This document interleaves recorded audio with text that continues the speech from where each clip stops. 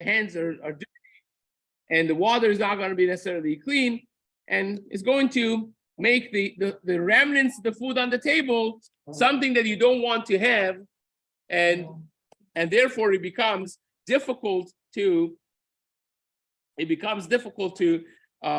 them afterwards. You lose the edible parts of the remnants of the food, and therefore you have to clean those off first before you do my macharonim. Now that the table is clean, you don't have anything that you want to eat anymore on the table, so the water goes all over the place. That is not a problem. Says the Gemara. Ubet Hillel omrim im shamash talmid chacham hu. Bet Hillel says if the shamash is a talmid chacham, notel perurin sheyesh bahen kazayit umaniach perurin shein bahen kazayit. The job of the shamash, the concierge, so to speak, of the Suda, his job is to make sure halachically everything is set. So therefore, part of his job is that the end of Suda, before people do my macharonim, he goes around making sure he picks out the large pieces of bread that are kazayit and puts them away. So therefore, whatever little crumbs have been left over on the table, those anyways you're not eating. So if they become ruined, so be it. Therefore, says the Bet Hillel, you could do my macharonim before you clean up the rest of the little crumbs on the table. Says the Gemara, Mesaya len Rabbi Yochanan. This helps the Shita of Rabbi Yochanan, who holds Dama Rabbi Yochanan, Perurin shen bahem kazayit mutar la'abedan beyad. That the pieces of the crumbs of bread that are not kazayit, are less than kazayit, you could literally destroy them actively. Because here, what are you doing? You're washing my macharonim, and the water is splashing on them. So you are actually causing directly the destruction of the small perurei alechem, the small pieces of bread that are there, less than kazayit, because nobody's going to eat them when your cholenti hand is going, it was washed over them, right? So no one's going to want to eat them. So you're, practically speaking, you're destroying the perurei lechem, and that helps the Shita of Rabbi Yochanan that you could actually trash the small perurei lechem. Says the Gemara, what is the core of the machloket? So far in the Mishnah, we have seen that every machloket Bet Hillel Bet Shammai has a halachic concept behind it, which explains why they're arguing. It's not just a random arguments as well. It's better for table etiquette. It's better to wash your hands first, or better to clean up the table first. It has to be as some sort of source for this machloket. So says the Gemara, yes, there is. Bet Hillel Savri, Bet Hillel hold asur leishtamesh b'shamash amaris. So you cannot use a shamash that's amaris. You must have the person that helps you, the maid, the servant that helps you around with the food, with the table, must be a tameh hacham. Ubet Shammai Savri, and Bet Shammai hold mutar leishtamesh b'shamash amaris. So no, there's no such a thing. You don't have to have smicha to become a shamash, right? You could become a shamash. You can have a shamash that's amaretz. Amar Rabbi Yossi Bar Chanina, Amar Rav Huna. Rabbi Yossi Bar Chanina, in the name of Rav Huna, said, "Bekulet pirkin halacha kebet Hillel bar mehacha." So in our entire perek, halacha is always like Bet Hillel, aside from this one thing. This one thing, says Rav Huna, the halacha is you don't need to have a shamash that's tamei chacham. You could have a shamash that's amaretz, and automatically the halacha would be that you must clean up the table before you do my macharonim. That's what Rav Huna said. Says the Gemara, not too fast. Rav Oshaya matni ifcha. Rav Oshaya says also that the halacha is that you don't need a shamash that's tamid chacham. He also agrees with Rav Huna, but he has it in the Mishnah reverse. That you know who is the one that holds you don't need a shamash that's tamid chacham? You guess right. But Hillel, or more lenient, they say you don't need a shamash that's tamei chacham. And Bet Shammai is the one that says you need a shamash that tamicha. You remember that now Bet Shammai is very much consistent with all the stringencies. You can't use a cup that's tameh, you can't have a shulchan that's tameh, and you can't have a shamash that's amaretz. Everything has to be like top notch, the top of the line. And says Rav Oshaya, automatically, even in this machloket Bet Hillel and Bet Shammai, halacha is like Bet Hillel. Everything halacha is like Bet Hillel. And therefore, Rav Huna and Rav Oshaya are not in disagreement of what the halacha is. Both of them say the halacha is you do not need a shamash that's tamei chacham. Ubemela, automatically you need to clean up the big pieces of bread prior to doing ma'acharonim because you don't want to ruin the food washing, dirty water over them. Says, or splashing water over them. Says the Gemara. Ubehanami halacha kebet Hillel. So according to Rav Oshaya, everything is consistent in the Mishnah. The halacha is like Bet Hillel. Bet Shammai omrim neru mazon. The next machloket was in a case that you have Birkat HaMazon of Motzai Shabbat of Suda Shlishit, and you also have Havdalah together with it. So what was the machloket? We had Bet Shammai omrim neru mazon besamim v'avdalah. You have first ner, then Birkat HaMazon, then besamim, and then havdalah. And Bet Hillel say no, ner ubesamim, mazon ve'havdalah. You have first ner, then besamim, and then mazon and havdalah. So we have ner according to everyone is first. Havdalah is according to everyone last, right? And the two middle ones is the machloket. Bet Shammai say Birkat HaMazon is first, and then Besamim. Bet Hillel say no, Besamim is first, and then Birkat HaMazon. But the first and last, nobody argues. You start with Ner, with the candle, and you end with Birkat Havdalah. Baruch HaMavd, right? Now, the Gemara says something very surprising. Says the Gemara, Rav Huna bar Yehuda, ikla leber Rava. Rav Huna bar Yehuda visited the house of Rava. Rava, and he was watching Rava as he did this, which is mentioned in the Mishnah, and he did it like nobody. You know what Rava did? Says the Gemara. The Barich Abesamim Beresha. He first said Birkat Besamim. So here he's saying Rav Huna bar Yehuda says, wait a second. You're not like Bet Hillel and not like Bet Shammai. What are you doing? Says the Gemara.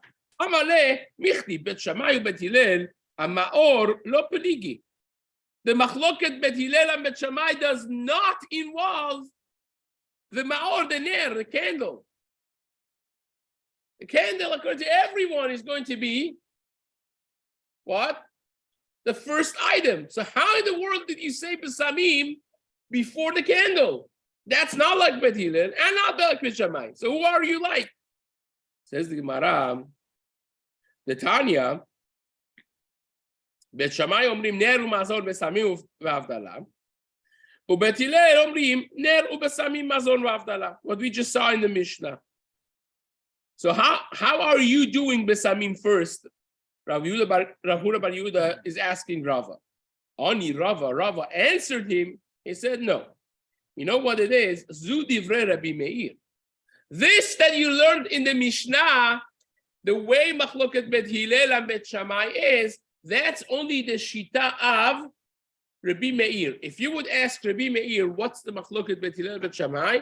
He would tell you, Bet Shammai hold Ner Umazon Besamim V'Avdalah, right? First candle, then Birkat HaMazon, then Besamim, then Havdalah. And Bet Hillel tells that you have Ner Ubesamim Mazon V'Avdalah. You have first candle, then Besamim, then Birkat HaMazon, and then Havdalah. But that's only Rabbi Meir. Rabbi Yehuda has it completely different. In other words, there is a machloket Rabbi Yehuda and Rabbi Meir as to what the machloket Bet Hillel and Bet Shammai is. You know what you know what Rabbi Yehuda holds in the Machloket Bet Hillel and Bet Shammai? Here, how is this? Ava Rabbi Yehuda Omer, this is the second to last middle line, before the really wide lines. Says the Gemara, Rabbi Yehuda Omer, Lo nechleku Bet Shammai uBet Hillel al hamazon shehu betchila, v'al ha'avdala shehi basof. They did not argue that Birkat HaMazon is first and Havdalah that is last. Al manechleku al ha'maor. They disagree on the maor. Where do you have the Birkat HaNer? And on the Besamim. Shebet Shammai omrim al ha'maor v'achar kach Besamim. Bet Shammai hold, you first say on the candle and then Besamim. Bet Hillel say Besamim v'achar kach maor. That's gufa the machloket. That's exactly what the machloket is. That Bet Shammai hold Ner is first and Bet Hillel hold Besamim is before Ner. So therefore Rava, who first benched and then said Besamim and then said Maor and then said Havdalah, was doing like who? Like Bet Hillel in the Shita of Rabbi Yehuda. Now, before we go to the last words of this piece of Mishnah with the Gemara, if I ask you, Machloket Rabbi Meir and Rabbi Yehuda, who do we pass in? There are Rabbi Yehuda, Klale Psak in the Gemara says Rabbi Meir v'chavero, halacha kechavero. When Rabbi Meir argues with one of his friends, always halacha is like his friend. Aside from Gezerot of Rabbi Meir, halacha Rabbi Meir begezerotav. But in regular disputes of halacha is not like Rabbi Meir. Even though that Rabbi Meir was the greatest of the Tanaim, what explains why halacha is not like Rabbi Meir. Yeah. How about have the feet? They always do Salah Shishi when they were doing it, and then they turn to the event, No, they're doing that. Let's imagine they're doing Arvid afterwards. You could do technically like this. Why don't we do it this way? Well, this is actually a problem because they had maybe one course only, and so says the Gemara, Rabbi Meir holds it's a different machloket Bet Hillel Bet Shammai. So if you have Bet Hillel and Bet Shammai, what's the halacha? Always like Bet Hillel, right? We had it in the Mishnah, the first Amud of this daf. The halacha is like the Bat Kol came and the halacha ke Bet Hillel. And when you have machloket between Rabbi Yehuda and Rabbi Meir, halacha is like Rabbi Yehuda. So therefore, the halacha should be like what? If I would ask you what's the halacha in regards to this, we would say, well, the halacha would be like like Bet Hillel of Rabbi Yehuda, which is exactly what Rava did. So not only Rav Huna Bar Yehuda was not correct in his question, halacha should be like Rava because he did correctly like Bet Hillel according to the Shita of Rabbi Yehuda, and that's exactly what halacha is going to be. Says the Gemara, "Va'amar Rabbi Yochanan, nahagu ha'am ki Bet Hillel ali ba'ad Rabbi Yehuda." The minhag is like Bet Hillel and according to Rabbi Yehuda, which is what Rava did. Now, second wide line, Bet Shammai omrim shebara me'or ha'esh. There was a machloket Bet Hillel and Bet Shammai in the Mishnah in the text of the bracha. Bet Hillel say bore me'ore ha'esh, which is what we say. But Shammai hold shebara me'or ha'esh. There are two differences in the nusach of Bet Shammai from that of Bet Hillel. Bet Hillel have bore, which is present tense, me'ore, which is plural form, ha'esh, and Bet Shammai have shebara, which is past tense, me'or, which is singular form, ha'esh, right? Me'or ha'esh. Says the Gemara, Amar Rava, be'bara kula alma lo b'nigi debara mashma. Nobody argues that language of bara means past tense, bara. The problem is ki peligi be'bore. The machloket is whether or not you could say, in other words, even Bet Hillel holds you could say bara. Because past tense, and you want to thank Hashem for something that has been. Because you're thanking Hashem for the fire that was created in time of Adam HaRishon, and this fire also has been created already. So you want to thank in something that has mashma'ut of past tense. So bara, nobody argues that has the mashma'ut of past tense, right? The problem is machloket is, says the Gemara, in bore. What does bore mean? Bore means will create, is creating, that created. Which one of the three is it? Says the Gemara, Bet Shammai, Savri Bet Shammai hold, you can't say bore because bore the atid, right? Bore is mashma in future. The atid lemivra. In future is going to create. So therefore, you can't thank for something that has happened with the language of bore. Ubet Hillel Sabri bore nami de bara mashma. Bet Hillel hold no. Bore could mean future, but it also could mean past tense. So therefore, you could use it. Motiv Rav Yosef said, wait a second. How in the world can you stomach this machloket? We have so many psukim and brachot that we say bore and he means past tense. How in the world can you say Bet Shammai disagree and say bore cannot mean past tense? We have it all over the place, says the Gemara. Take a look. Yotzer or ubore choshech. Where is that? That's referring to Maaseh Bereshit, right? Way past tense. Yotzer arim ubore ruach. Again, past tense. Borei Hashamayim v'notehem. Borei Hashamayim, Hashem that has created Shamayim, past tense. So therefore, it's not plausible at all, says the Gemara, that Bet Shammai or anybody else for that matter would argue that Borei could mean past tense. That's like checkmate. Done. He shot it down. Says the Gemara, Enachinami. Elo Amar Rav Yosef bebara ubore kul alma lo pligi de bara mashma. The machloket Bet Shammai has nothing to do with the language of bara or bore. You could, according to both of them, you could say bara. According to both of them, you could say bore. No problem. That's not the machloket. Happens to be that Bet Shammai have shebara meora esh, but that's not the part of the machloket. You know what the core machloket is? By meor or meore. Do you say singular form because you have one candle in front of you? Or do you say plural form because there are different fires within every fire, right? Kipligi b'maor umeore. The Bet Shammai savri chada nehora ikam. Bet Shammai hold this one. It's one flame. The flame is a flame, and therefore it's bore meora esh.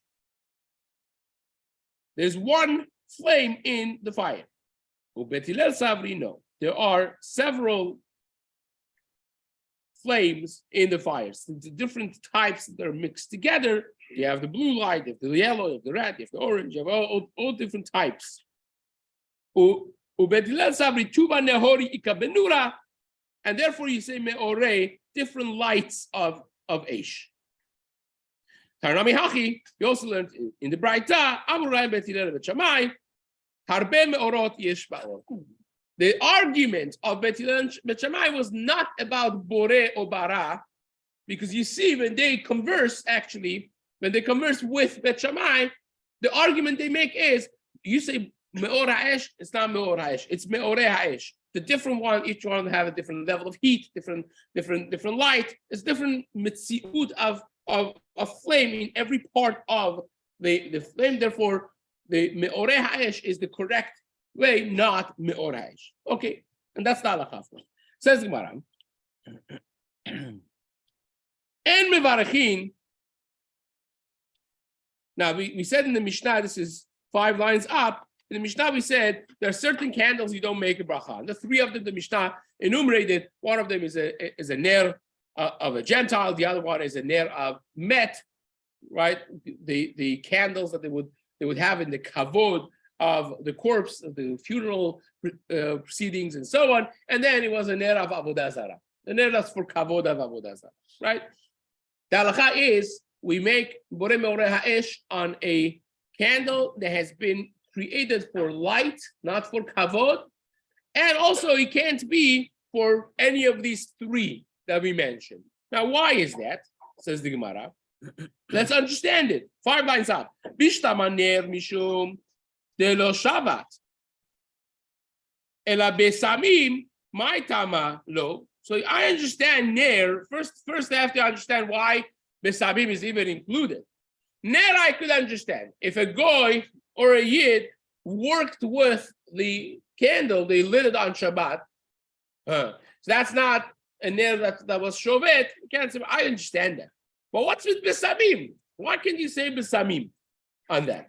Says the Gemara, Amar Rav Yehuda, Amar Rav, we're talking about the party of Ovdei Kochavim, of idol worshippers.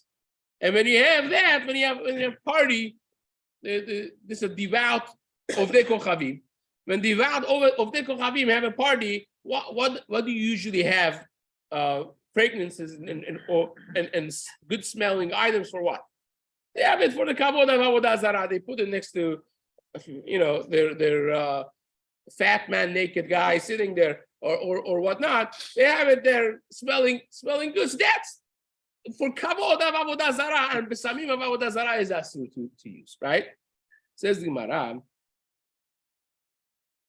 Because stam, even if you don't know for sure, when they have a mesiva for the kochavim, is for avodah zarah. Says the Gemara, Hamid katani sefa en mevarachin lo al haner velo al besamim shel avodah zarah michlal deresh alat avodah zarah. Gemara says, wait a second, how do you understand that? And the sefa of the Mishnah, we say we cannot do ner and besamim of avodah zarah. So avodah zarah is mentioned clearly in the Mishnah. So how can it be that this is because of avodah zarah and that's because of avodah zarah? It's superfluous and redundant. Says the Gemara, Amar Rab Chanina, Amar Rab Chanina Misura, Matam Kamar. The Mishnah in Sefa is explaining this part of the Mishnah. So you know why it is Matam Emivarchin Lo Ala Ner Lo Ala Besamim Shel Akum. You know why you don't say bracha not on the Besamim and not on the Ner of Akum of the Kochavim? You know why?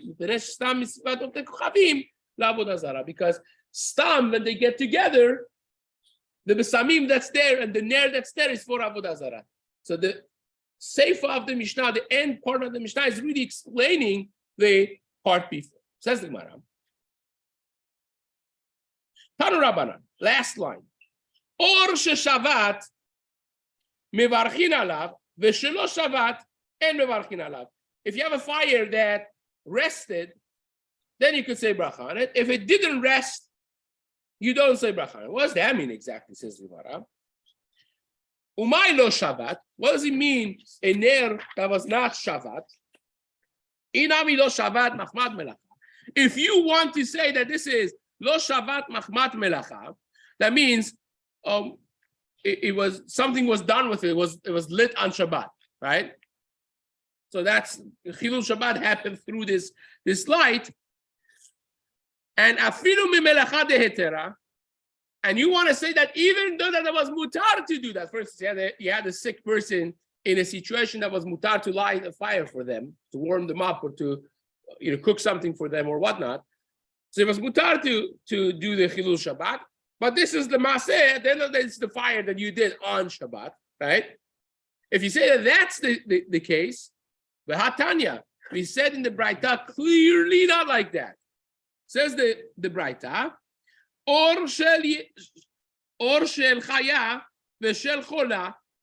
If you have a fire that was lit for a delivering woman, a pregnant woman for her delivery, which is mutar to do that. V'shel chola, and for a sick person that's in a bad situation and you needed to take care of them, mevarchin alav. You could say for that, even though the fire was lit literally on Shabbat. So that can't be.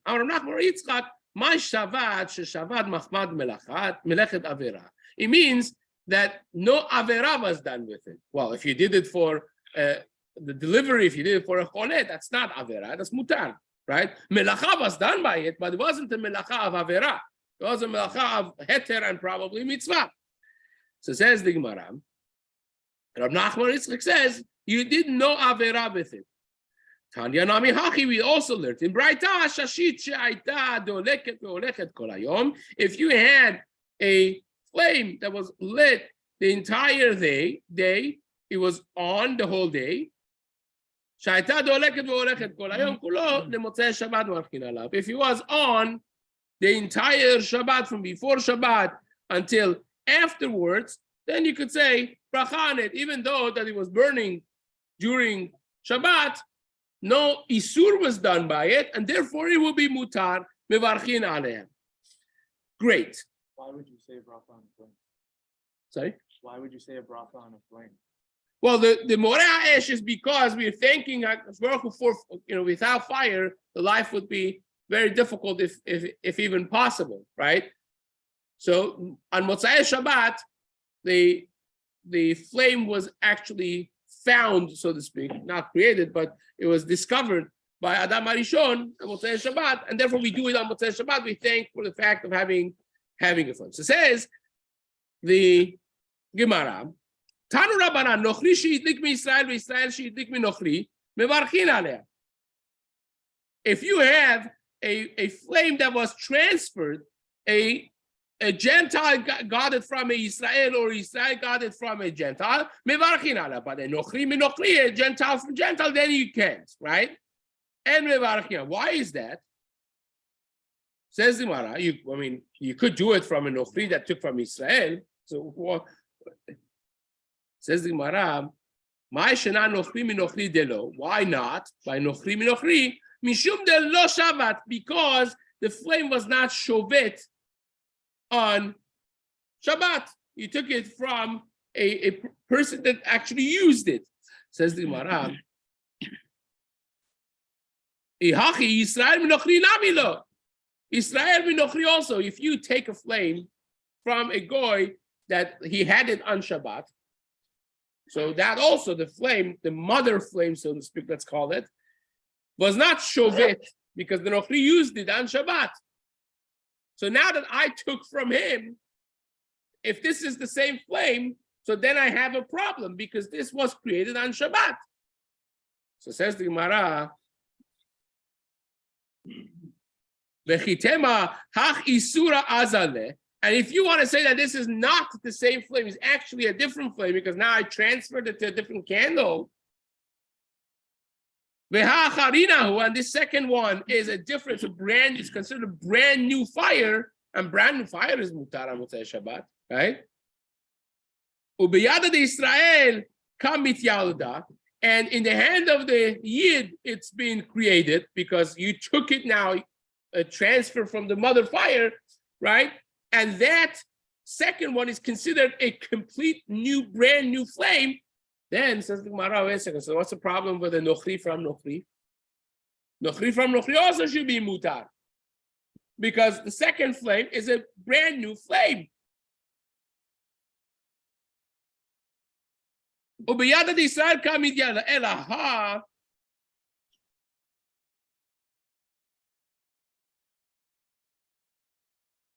Elahad Tanya hamotzi shalehevet lerashut harabim chayav. Amai chayav.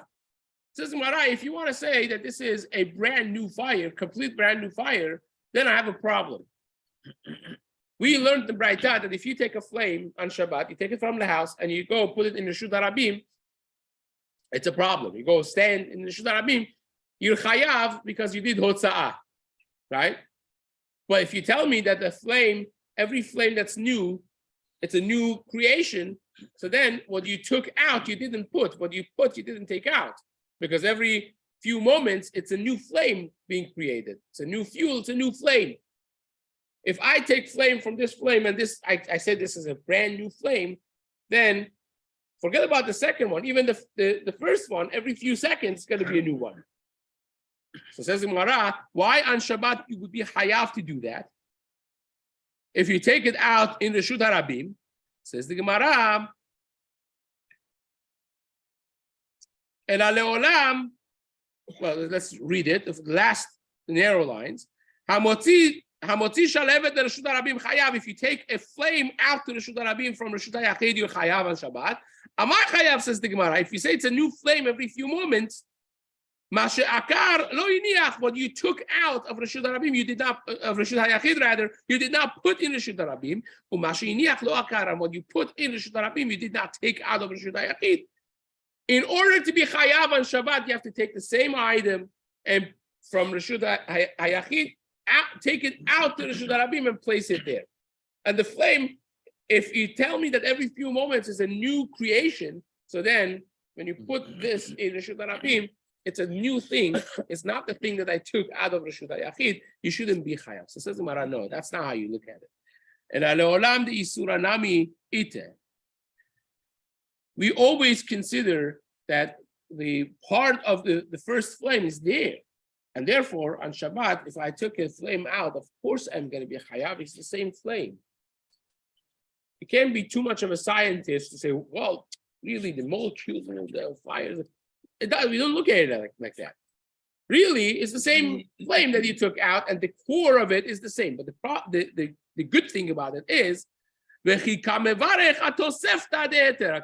you take a second flame from the first one, even though that you have the first one in it too, but my action of taking the second one from it adds something to the flame. So this new one is, yes, connected to the first one, correct, but it is also connected to me. It's a new tosefet, new addition in it.